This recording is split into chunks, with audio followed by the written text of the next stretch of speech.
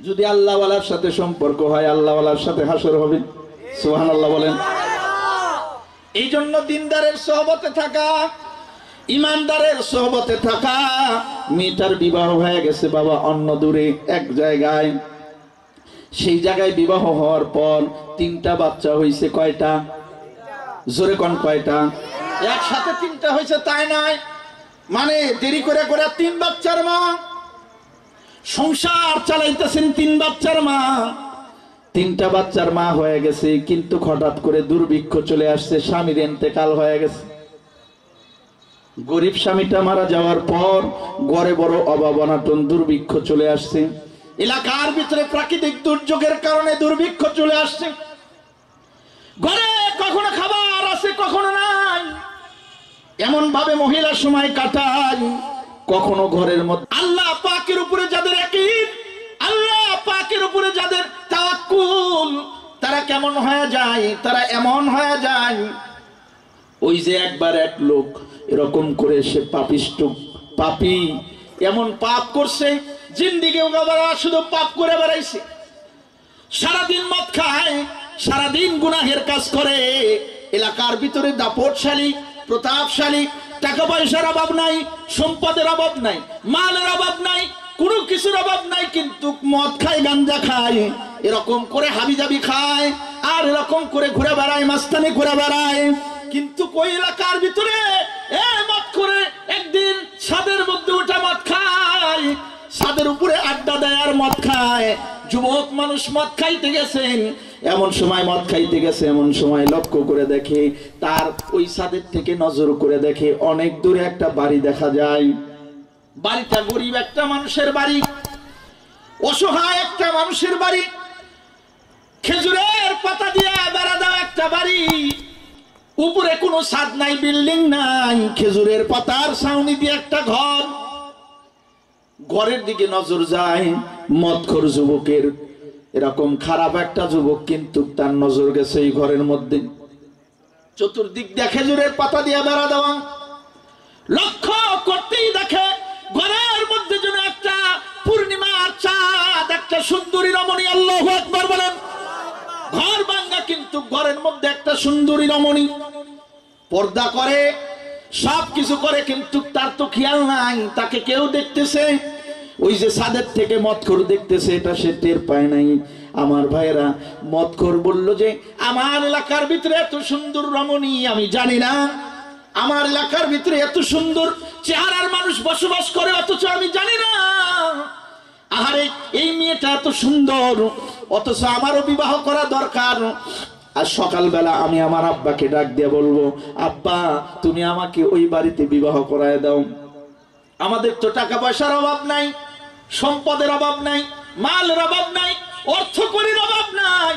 গরিব মানুষ রাজি হয়ে যাবে, টাকা পয়সা দেখে আমার লগে বিয়া দিয়া দিবে, টাকা পয়সার কারণে আমার সাথে সম্পর্ক করায় দিবে, অসুবিধা নাই। সকালবেলা বাবারে বুঝায় টুজা পাঠায়, আব্বা আমি যদি আমার ওই বাড়িতে আমারে বিবাহ করা দাও, ওই বাড়িতে একটা সুন্দরী রমণী আছে, খোঁজ নিছি আমি, খুব ভালো চেহারা, পর্দা করে, দিনদার, ইমানদার, আল্লাহওয়ালা, কিন্তু আমি ওরে বিয়ে করতে চাই, ওর সাথে আমার বিবাহ বন্ধনে আবদ্ধ করে দাও, ওই বাড়িতে প্রস্তাব। মদখোরের বাবা প্রস্তাব নিয়ে গেছে, ছেলের বিয়া করাইবো। আল্লাহ তাআলা এমন দিনদার বানাইছে মহিলাকে, এত তাকওয়াওয়ালা, এত আল্লাহর উপরে ভরসা, এত আল্লাহ তাআলাকে বিশ্বাস করে, এত আল্লাহ তাআলার উপরে কি যে কোনোদিন সে মদখোরকে পছন্দ করবে তা নয়, টাকা দেখায় নিজে বিক্রি হয়ে যাবে এমন নয়। আজকালকার গার্জিয়ানরা জিজ্ঞাসা করে কিসের চাকরি করে, কয় টাকা বেতন পায়। আরে সর্বপ্রথম জিজ্ঞাসাটাই হলো কয় বিঘা জমিন আছে, বাড়িটা কেমন, বিল্ডিং না সোনের ঘর না বেড়া। এরপর যদি কয় যে 3 তলা বিল্ডিং, কয় মোটামুটি চলে, 5 তলা হইলে কেমন, কয় বেশি ভালো। কিসের চাকরি করে, কয় আবুধাবিতে থাকে, বিশাল চাকরি করে, টাকা পয়সার অভাব না, 1 লাখ টাকা বেতন। কয় তাইলে দেখো এই বাড়িতে আমার মেয়েকে দেওয়া যায় কিনা। আরে তোমার তো জিজ্ঞাসা করা দরকার ছিল লোকটা ইমানদার কিনা। দেখছেন, একটাও ঠিক কয় না, দেখছেন নি, ঠিক না বা ঠিক? এই কথা জিজ্ঞাসা করা দরকার ছিল লোকটা 5 ওয়াক্ত নামাজ পড়ে কিনা, এই কথা জিজ্ঞাসা করা দরকার ছিল লোকটা ইমান জিজ্ঞাসা করা দরকার ছিল লোকটা আল্লাহওয়ালা কিনা, এই কথা জিজ্ঞাসা করা দরকার ছিল লোকটার ভিতরে আল্লাহর ভয় আছে কিনা, নাকি অন্যায় ভাবে ঘুষ খায়, নাকি অন্যায় ভাবে সুদ খায়, নাকি অন্যায় ভাবে চুরি করে, নাকি ডাকাতি করে, নাকি গাঞ্জা খায়, নাকি মদ খায়, নাকি ইয়াবা খায়, খবর নাই। যা খায় খায় গিয়া টাকাওয়ালা হলেই হয়, টাকাওয়ালা হলেই হয়, বিয়া দিয়া দেয়, পরে বিপদে পড়ে। ঠিক না বেঠে? এমন বিপদে পড়ছে, হুজুর একটু দোয়া করেন। কি মিয়া নিয়া মুসিবতে আছে, কয় কে? কয় প্রত্যেক দিন বিচার করা লাগে। কি কয় ছেলে বলেছে জামাই আছে গাঞ্জা খায়। কি খায়? গাঞ্জা খায়। কয় বিচার করছে অনেকবার, ভালো হয় না। গাঞ্জা খাইতে খাইতে হুক হয়ে গেছে, গা এমন হয়ে গেছে, কাঠির মধ্যে হয়ে গেছে, গাঞ্জা খাওয়া বাদ দেয় না। অবস্থা কেমন? কয় খুব ভালো, টাকা পয়সা আছে। তুমি তো এগুলো দিয়ে মনে হয় বিয়া দিছিলা। কয় হুজুর ভুল করছি। বলে আমারে বেটা, তুমি একজন দিনদারের সাথে বিয়া দিলে, গাঞ্জাখোরের সাথে না দিয়া যদি একটা রিক্সা চালক কিন্তু দিনদার, একটা ঠেলাওয়ালা কিন্তু দিনদার, একটা মাছ বিক্রেতা কিন্তু দিনদার, একটা কাঠুরিয়া কিন্তু দিনদার, এরকম দেখে যদি তোমার কন্যাকে বিবাহ দাও, দিনদারের সাথে যদি তোমার কন্যার সম্পর্ক হয়ে যায়, এমন ঘরের থেকে দিনদার সন্তান পয়দা হবে, এমন ঘরের ভিতরে আল্লাহ তাআলা শান্তি বর্ষিত করবে। কথা ঠিক কিনা? এখন দেখে কয়টা চাকরি করে, ছেলের চেহারা কিরকম, কয় খারাপ হলে কি হয়েছে, টেহা তো আছে, খারাপ হলে অসুবিধা নেই, টেহা তো আছে। মুসলমান মেয়ের বাড়িতে যখন প্রস্তাব নিয়ে গেছে, লম্বা ইতিহাস, সময় কম দিয়ে দিছে, কয় যে তাড়াতাড়ি করবেন, যে মাইক দিয়ে আওয়াজ করতেছি আজকে আমি, জীবনের রেকর্ড। আমার ভাইরা, যখন প্রস্তাব নিয়ে ওই যুবকের বাবা ওই যুবতীর বাড়িতে প্রস্তাব নিয়ে গেছে, নেককার যুবতী, তার ভিতর থেকে মহিলা কণ্ঠের আওয়াজ, বোঝা গেল বাড়িতে পুরুষ লোক মনে হয় নাই। ঘরের ভিতর থেকে আওয়াজ আসলো, কি? ডাক দেয়া কয় ওই যে আমি অমুক, ওই যে ওই বাড়িটা দেখা যায়, ওই বাড়ি আমার, আমি মাতবর, এলাকার বিচার করি, এলাকার সব আমার হাতের মধ্যে, আমি সব করি, বিচার সালিশ করি, আমার আন্ডারেই তো তোমরা থাকো, আমারে চেনো না, আমি অমুক মাতবর। কয় হ চিনি তো চাচা, কি হয়েছে কন? কয় তুমি ওই যে একটা এই বাড়িতে যে মেয়ে আছে খুব সুন্দরী, পর্দা করে, ওইটা কি হয়? কয় আমার কন্যা। কয় কি ব্যাপার, কিছু করছে না কি? কয় না কিছু করে নাই। তাইলে কি কন? কয় যে তোমার কন্যাকে আমার পুত্রবধূ বানাইবার চাই, তোমার কন্যারে যদি দিয়া দাও, আমার পুত্রের সাথে বিবাহ বন্ধনে আবদ্ধ করে দাও, তাইলে আমি তোমার কন্যাকে আমার বাড়িতে নিয়ে যাইতে চাই। এখানে আর ছাপরা ঘরে থাকা লাগবে না, এখানে আর বাঙ্গা ঘরে থাকা লাগবে না, আমার ছেলের সাথে বিবাহ হয়ে গেলে তোমার একটা বিল্ডিং বানায় দিব, তোমার সুন্দর একটা ঘর বানায় দিব, তোমার কামাই রুজি করা লাগবে না, আমি একটা ফান্ড করে দিব, এখানে তুমি এই ফান্ড হিসাবে এখান থেকে খাওয়া দাওয়া করতে পারবা। একটাই চালু করে দিলাম আর কি। মহিলা এত দিনদার, এত আল্লাহর উপরে ভরসা, আল্লাহ খাওয়াই, দুনিয়ার আর কেউ খাওয়াইতে পারে না। এর 2 টাকার ত্রাণের জন্য মানুষের কাছে মাথা মতো হয় না, 2 টাকার জন্য কারোর সামনে যায় দন্না ধরে না। এরকম করে এই 5 টাকা 10 টাকা 500 টাকা 100 টাকার জন্য কারোর সামনে গিয়ে বসে থাকে না। এরা হলো ইমানদার। কথা ঠিক কিনা বলেন? এরা হলো ইমানদার। ইমানকে বিক্রি করে মাথা নত করে না, ইমানকে বিক্রি করে মাথা নত করে না। এরা হলো তাকওয়াওয়ালা, আল্লাহওয়ালা।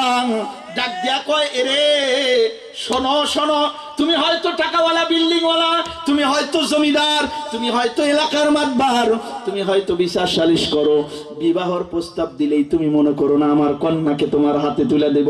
না না না। কয় কেন তুলে দিবা না? কয় না, তোমার মতো জমিদারের সন্তান যে মদখোর, সারাদিন এরকম করে মদ খায়, সারাদিন এরকম করে হিরোইন খায়, এমন হিরোইন খোর, এমন মদখোরের সাথে আমার মেয়েকে বিবাহ দিতে পারি না।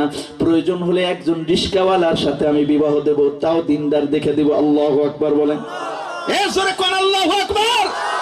এরা মুসলমান কপাল তো এই জায়গায় পোড়া। আগে দেখে টাকা পয়সা, আগে দেখে বাড়ি গাড়ি, আগে দেখে গাঞ্জা মাঞ্জা খায় কিনা, সিগারেট খাইলে নাকি এটা ফ্যাশন। মুসলমান কপাল কেমনে পড়ে দেখেন। এই জন্য দেখে বিবাহ দাও, কিন্তু দিনদার দেখে দিতে হবে। কথা ঠিক কিনা বলেন? 4টা জিনিস দেখতে বলছে, এর মধ্যে দিনদার 1 নাম্বার। দিনদারটার উপরে প্রাধান্য দাও। দিনদার কিনা, ইমানদার কিনা, আল্লাহওয়ালা কিনা এটা দেখো। মুখে দাঁড়িয়ে আছে কিনা, 5 ওয়াক্ত নামাজ পড়ে কিনা, কোরআন শরীফ ঠিক মতো তেলাওয়াত করে কিনা, দ্বীনের কাজগুলো ঠিক মতো করে কিনা। যদি এটা দেখে দাও তাইলে তোমার ঘরের ভিতরে ফুটফুটে একটা নাতি হবে দিনদার। ঠিক না বা ঠিক? একটা নাতনি হবে দিনদার। মুসলমান ভাইরা রে আমার, এই লোকটা প্রস্তাব দেওয়ার পরে অপমান হয়ে গেছে, তার সাথে কন্যা বিবাহ দিবে না, তার ছেলের সাথে বলে যাও যাও যাও, বিবাহ দেব না। বাড়িতে চলে গেছে। বাড়িতে যাওয়ার পর ছেলে বলতেছে, আব্বা কি খবর? কয় রে বেটা, যার তার কাছ থেকে কিন্তু যে কোনো মেয়ে পাওয়া যায় না।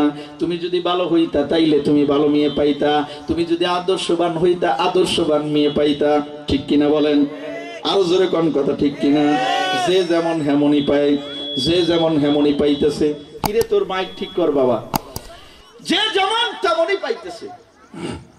এই জন্য বলেন যে এরকম করে বলতেছে, বাবা তাইলে কি রাজি না? কয় না, রাজি না। দুপুর বেলা ছেলে নিজেই গেছে, কন্যার বাড়িতে গেছে। তার যার প্রতি সে আকৃষ্ট, তার ভালোবাসার মানুষটার বাড়িতে গেছে, যারে ভালো লেগে গেছে। ডাক দিয়া কয়, চাচিমা ঘরের মধ্যে আছেন কিনা? কয় হ আছি। কে বাবা তুমি? কয় আমি অমুক মাতবরের ছেলে। কয় ও আচ্ছা, তোমার বাবা সকালে আসছিল? কয় হ। কি চাও বাবা? বলতেছে, চাচিমা আমি আপনার কন্যাকে বিবাহ করতে চাই, আমি আপনার কন্যারে নিতে চাই আমাকে বাড়িতে, আমাদের বাড়ি করে দেবো। হ্যাঁ এরগুলা কয়।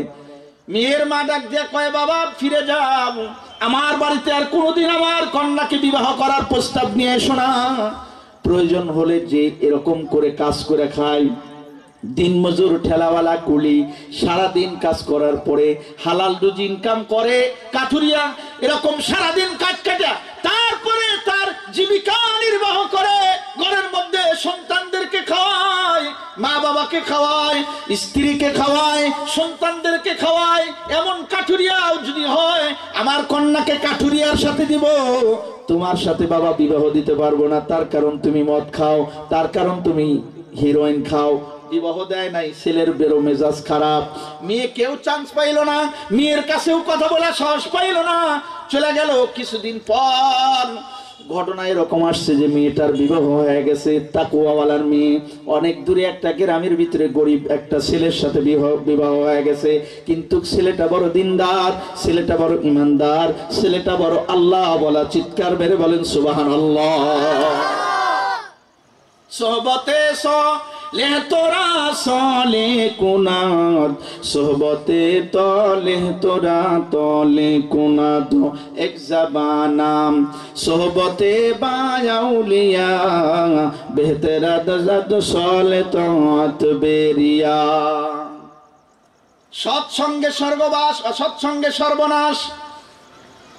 ওই যে আল্লামা শেখ সাদী রহমাতুল্লাহি আলাইহি একটা উপমা দিয়া বলতেছেন, গোসলখানায় রান্না করছেন, গোসল করতে যাবেন, এমন সময় ঘেরান আসতেছে। কিসের ঘেরান আসছে? তিনি রওনা করে দেখে ঘেরান, ডানে তাকায় মানুষ নাই, বামে তাকায় মানুষ নাই, সামনে তাকায় মানুষ নাই, পিছনে তাকায় মানুষ নাই, উপরে মানুষ নাই, নিচেও মানুষ নাই। ঘেরান কিসের আসে? টেনশন।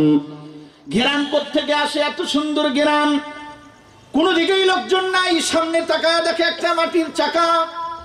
আল্লামা শেখ সাদী রহমাতুল্লাহি আলাইহি মাটির চাকাটা হাতের মধ্যে নিয়া নাকের মধ্যে ধরে দেখে ঘেরান, মাটির চাকা থেকে খুশবু আম্বুরের মতো ঘেরান আসতেছে, এত সুন্দর মিষ্টি ঘেরান আসতেছে। ডাক দেয়া বলতেছেন, গোলে খুশবু এদার হাম্মামে রুজে রুশি দস দসতে মাহবুবে বদসতাম বদু গুফতাম के मिशके आया बीरी के अजबुए दिला बीजे तुमस्तम बदू गुफ्तम गिले नाची जे बुदाम लेकिन मुद्दते बागुल नजस्तम जमाले हम नशीदर मन असुर कौद अगर नामा हुमा खा कम के हसताम। বাংলা এক কবিতা তিনি রচনা করেছেন। একদাস নামের আধারে বসিয়া হেরিন মাটির ঢিলা, হাতে নিয়া শুকিয়া দেখিলাম রয়েছে সুবাস মেলা। বলিল তাহারে খুস্তুরি তুমি, ওগে তুমি কি আতর দা, তোমার গায়েতে এত যে সুবাস, ওগো তুমি কি গুলি সীতা। মাটি ডাক দিয়া বলিল সব কিছু নহিত আমি, আমিও তিনি চুমাটি, ফুলের সাথে থাকিয়া তাহার সুবাসে হইলাম খাঁটি। চিল্লায় কোন সুবহানাল্লাহ। আল্লামা শেখ সাদী রাহমাতুল্লাহ আলাইহি মাটির চাকারে ডাক দিয়া কয়, কিরে তুই কি আতরদানি নাকি খুশবু? কোত্থেকে পাইলি? তুই কি মিশকু আম্বর নাকি? নাকি তুই আতরদা? তোর শরীর থেকে এত ঘেরান কেন? তুই ঘেরান কোথায় পাইলি? কর। মাটির জবান আল্লাহ তাআলা খুলে দিছি। মাটি ডাক দেয়া কয়, ও আল্লাহর ওলি শেখ সাদী শোনো, আমি কোনো মিশকু আম্বর নয়, আমি কোনো আতরদানিও নয়। কয় ঘেরান কোথায় পাইছো? কও।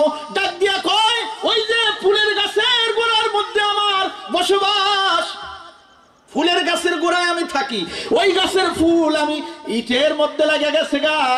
ওই ফুল গাছের গোড়ায় থাকার কারণে, ফুল আমার উপরে পড়ার কারণে ফুলের গ্রানটা আমি মাটির মধ্যে ঢুকে গেছে। আল্লাহু আকবার বলেন। এরে মুসলমান, গাঞ্জাখোরের সাথে গাঞ্জাখোরের মিল, ট্যাবলেট খোরের সাথে ট্যাবলেট খোরের মিল, বেনামাজির সাথে বেনামাজির মিল, ইয়াবা খোরের সাথে ইয়াবা খোরের মিল। এরকম করে যে মদ খায় মদ খোরের সাথে মদ খোরের মিল, ইমানদারের সাথে ইমানদারের মিল, টুপিওয়ালার সাথে টুপিওয়ালার মিল, নামাজির সাথে নামাজির মিল, দিনদারের সাথে দিনদারের মিল। ঠিক কিনা বলো? ঠিক কিনা বলো? দিনদারের সাথে দিনদারের মিল, বেঈমানের সাথে বেঈমানের সম্পর্ক। যে বেঈমান তার সম্পর্ক হয় বেঈমানের সাথে, যে নাপাক তার সম্পর্ক হয় নাপাকের সাথে, যে নামাজ পড়ে না সে বেনামাজির সাথে সম্পর্ক করে। একজন নামাজি মুত্তাকি তাকওয়াওয়ালা সম্পর্ক করে ইমানদারের সাথে। কথা কন না ঠিক কিনা বলেন? এবার ডাক দিয়া বলেন, এই যে ফুল গাছের সাথে থাকার কারণে যদি মাটির ঘ্রাণ হয়, ফুলের গাছের সাথে কাছাকাছি থাকার কারণে যদি মাটি ঘেরান পায়, আল্লাহ ওয়ালার সোহবতে থাকলে বেদিন মানুষগুলোও দিনদার হয়ে যায়। কথা ঠিক কিনা? সারাদিন টেলিভিশনের সাথে সম্পর্ক থাকলে টেলিভিশন মার্কা হয়, ওই যে তার পেটে যেটা হয় ওইটাও টেলিভিশন মার্কা হয়। কথা ঠিক কিনা বলেন? স্টার জালসা বলে দেখছেন নি? কত জালসা আছে, খালি কি স্টার জালসা নাকি? এরা তোমার কোরআনের সাথে সম্পর্ক নাই, তোমার সম্পর্ক টেলিভিশনের সাথে, তোমার দিনদারের সাথে সম্পর্ক নাই, তোমার সম্পর্ক নায়কের সাথে, তোমার সম্পর্ক আল্লাহওয়ালা ওলামা কেরামের সাথে নাই, তোমার সম্পর্ক হলো এরকম করে ক্রিকেটারের সাথে। শুনে নাও, হাসরও ক্রিকেটারের সাথেই হবে, হাসরও ওরকম নায়ক নায়িকার সাথে হবে, হাসরও গায়কের সাথে হবে। কথা ঠিক কিনা বলো? যদি আল্লাহওয়ালার সাথে সম্পর্ক হয়, আল্লাহওয়ালার সাথে হাসর হবে। সুবহানাল্লাহ বলেন। এই জন্য দিনদারের সোহবতে থাকা, ইমানদারের সোহবতে থাকা। মেয়েটার বিবাহ হয়ে গেছে বাবা অন্য দূরে এক জায়গায়, সেই জায়গায় বিবাহ হওয়ার পর 3টা বাচ্চা হয়েছে। কয়টা? জোরে কোন কয়টা? একসাথে 3টা হয়েছে তাই নয়, মানে দেরি করে করে 3 বাচ্চার মা, সংসার চালাইতেছেন 3 বাচ্চার মা। 3টা বাচ্চার মা হয়ে গেছে, কিন্তু হঠাৎ করে দুর্ভিক্ষ চলে আসছে, স্বামীর ইন্তেকাল হয়ে গেছে। গরিব স্বামীটা মারা যাওয়ার পর ঘরে বড় অভাব অনাটন, দুর্ভিক্ষ চলে আসছে।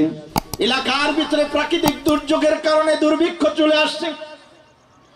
ঘরে কখনো খাবার আছে কখনো নাই, এমন ভাবে মহিলা সময় কাটায়।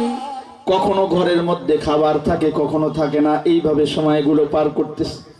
একদিন হঠাৎ করে তার ঘরের মধ্যে কোনো খাবার নাই। 2 দিন 3 দিন পুরা হয়ে গেছে, প্রায় 2 দিন পরে খাবার যখন নাই, ওই যে বড়লোক জমিদার, ওই লোকটা বলল যে, এরে সন্তানকে ডাক দেয়া কয়, সারা জীবন তো গাঞ্জা খাইলা, সারা জীবন তো হিরোইন খাইলা, মদ খাইলা, ভালো কাজ তো করলা না। আজকে একটা কাজ দিয়ে দেই, যাও জীবনে একটা ভালো কাজ করে আসো, ফায়দা হবে। কি কাজ বাবা বলো? ডাক দেখো, ওই যে এলাকার ভিতরে দুর্ভিক্ষ আসছে, আমার তো অভাব নাই, আমি মরে গেলে এত সম্পদ খাবে কে? যাও যাও, আমার গুদাম থেকে কিছু খাবার নিয়ে গিয়া ওই এলাকার গরিব দুঃখীদেরকে বন্টন করে দাও। আল্লাহু আকবার বলে। এটা ভালো না খারাপ? ছেলে তখন গাড়িতে করে নিয়ে গেছে, ত্রাণ দেওয়ার সময় মানুষ সিরিয়ালে দাঁড়ায়, মহিলা তার 3 ছেলেকে নিয়ে সিরিয়ালে দাঁড়াইছে। যুবক নিজেই খানা দিতেছে, খানা দিতে দিতে এক পর্যায়ে মহিলাটা সামনে চলে আসছে। কোন ফাঁক দিয়া মহিলার চেহারা বুঝতে পারছে, তার আওয়াজটা শুনেও বুঝতে পারছে তার প্রেমিকা, ভালো লাগার মানুষটা। আহারে ডাক দিয়া কয়, তুমি কি সেই মহিলা নাকি ও জমকের অমক বাড়ি, আমাকে পাশের বাড়ি? কয় হ। তুমিও ত্রাণের লাগে আসছো? কয় হ আসলাম। কি কারণে আসছো? কয় স্বামী মারা গেছে, ঘরে খাবার নাই, এই যে 3 জন বাচ্চা সন্তান, 3 জন নিয়ে আসছি, যে দাঁড়ায় রয়েছে যে সামনে দেখো, এদের পেটেও খাবার নাই, এদের খাবারের জন্য এই জন্য ত্রাণ দিতে আসছে। এই জন্য চিন্তা করলাম অন্তত আমার দরকার না হলে এই বাচ্চাগুলোরে খাওয়াবো। আল্লাহর উপরে তো ভরসা আছেই। কিন্তু যুবক বলল, আহারে এত সুন্দর, তোমার ওই যে আমার বাবারে অপমান করছো, আমারও অপমান করে পাঠায় দিছো, ফিরাই দিছো, আজকে একটা প্রতিশোধ নেওয়া যায়। অভাবে যখন আসছো, তুমি যদি রাজি হও আমাকে বিবাহ করবা, তাইলে আমি তোমারে বিবাহ করব, আর নইলে আমার সাথে খারাপ কাজ করতে হবে, নইলে তোমারে ত্রাণ দিব না। এই কথা যখন ওই যুবকটা বলছে, মহিলা দরদর করে চোখ থেকে পানি ফেলাইতেছে, কাঁদতেছে, ডাক দিয়া কয়, এরে জালিম, আল্লাহ তাআলা তোর কাছে আমাকে পাঠাইছিল ঠিকই, কিন্তু তুই তো জালিম।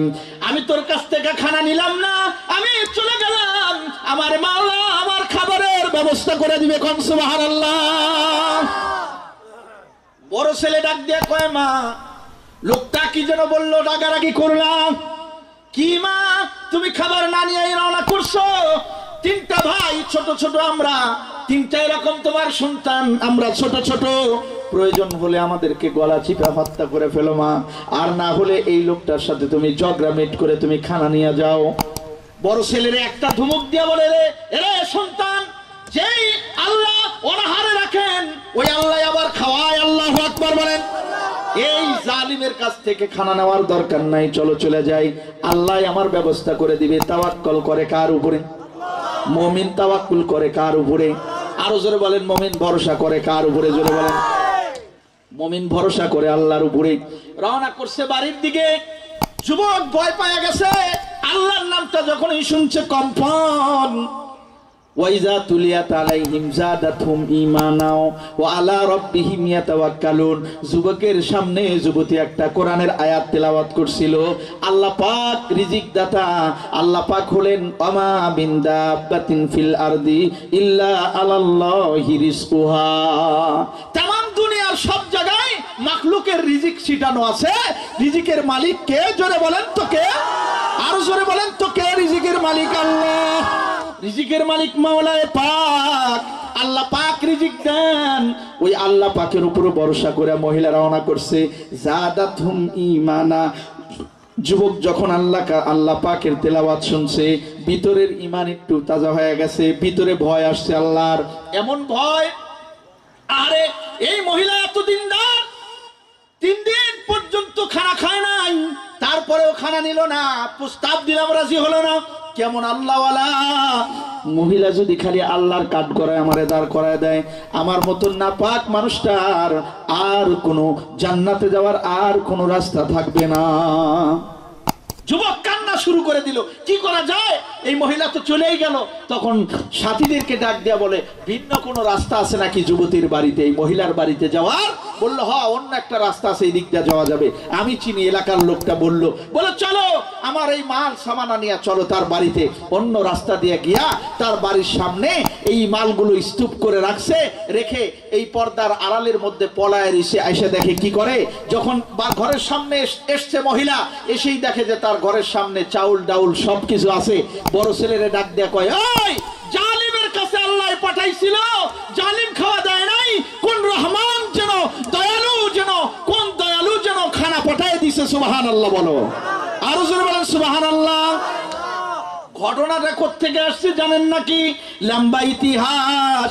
এই ঘটনাটা আসছে এই আল্লাহর যুবক, এই আল্লাহওয়ালা, এই লোকটাও দিনদারের সাথে এই মহিলার সাথে সম্পর্ক এরকম করে তার সাথে অল্প সময় তার সহযোগিতা করার কারণে এমন আল্লাহওয়ালা হয়েছে। 2 জন মানুষ পথ চলতেছেন, পথ রাস্তা চলতেছেন দুই আল্লাহওয়ালা, এক দেশ থেকে আর এক দেশ যায়। এখন দুইজন হলো জামাতের সাথে চলেন, রান্না বান্না করে খায় দুইজন, একজন রান্না করে একজন বিশ্রাম করে।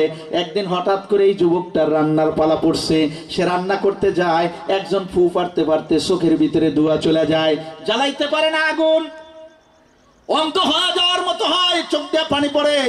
আর এই যুবক রান্নার কাছে গিয়া এরকম করে চুলার ভিতরে হাত ঢুকায় দেয়, আর হাতের ভিতর থেকে আগুন বাইর হয়ে যায়।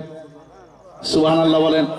চুলার ভিতরে আগুন দেয়, কিন্তু আগুনে হাত কি হয় না, পড়ে না, আগুনে হাত পড়ে না। ডাক দিয়া কয়, খাড়া হয়ে দেখে, কিরে আমি তো আগুন জ্বালাইতেই পারি না। আর এই যুবক দেখি চুলার ভিতরে হাত দিতেই আগুন জ্বলে, আর হাত আগুনে পড়েই না, হাতটা ভিতরে দিয়া রাখছে।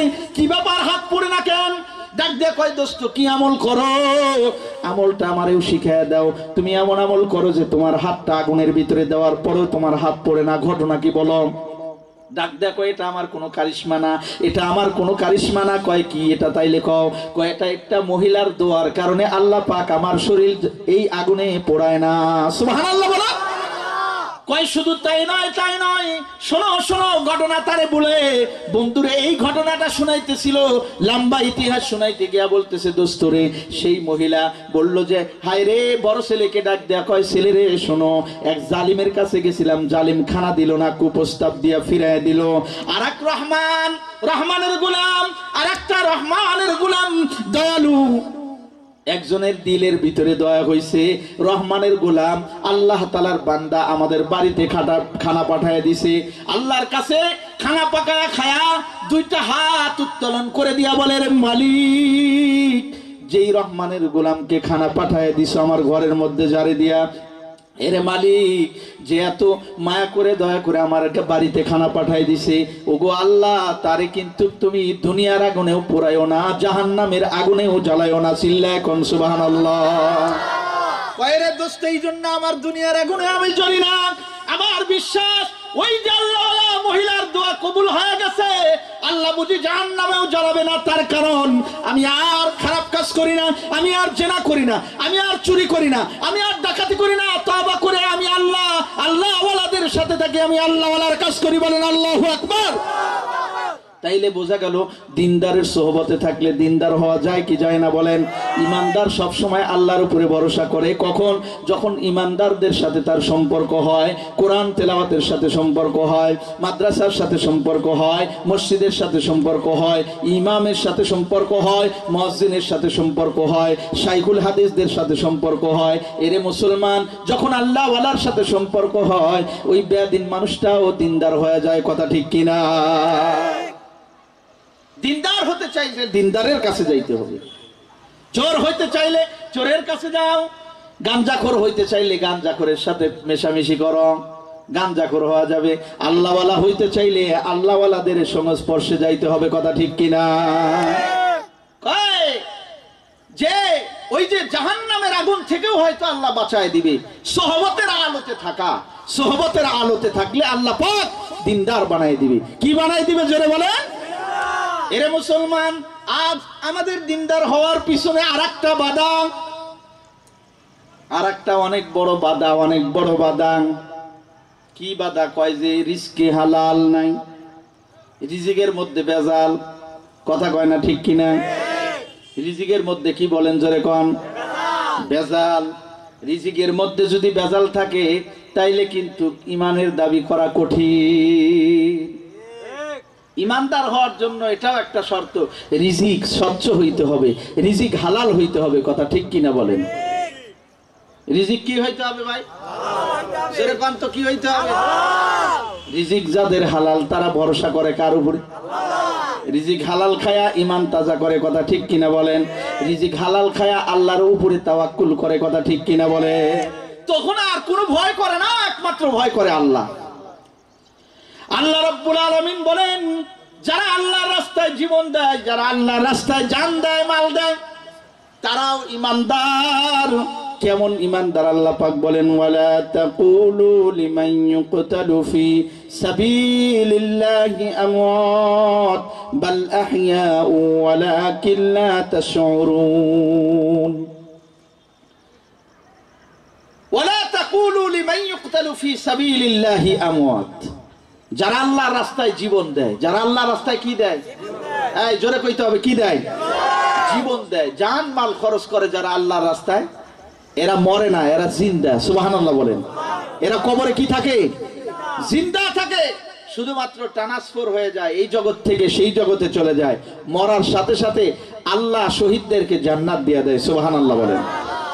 ওই যে জালিম বাদশা, তার এলাকার মধ্যে 3 আল্লাহর ওলি দাওয়াত নিয়ে গেছে। 3 জন আল্লাহর ওলি কি নিয়ে গেছে? দাওয়াত নিয়ে গেছে। তা 3 জনই আল্লাহওয়ালা দাওয়াত দিতেছেন। জালিম বাদশা বলে, কিরে ওগো টুপি দেখা যায় মাথায়, আবার দেখা যায় যে ওরা এরকম করে দাড়িও আছে, এরা তো তাইলে মুসলমান। জালিম বাদশা বললে এদেরকে পাকড়াও করো। 3 জনকে ধরে নিয়ে আসছে। ধরে, তোমরা কি কালেমাওয়ালা নাকি? কয় হ্যাঁ আমরা কালেমাওয়ালা। কয় ভয় পাও না? কয় হ্যাঁ পাই তো।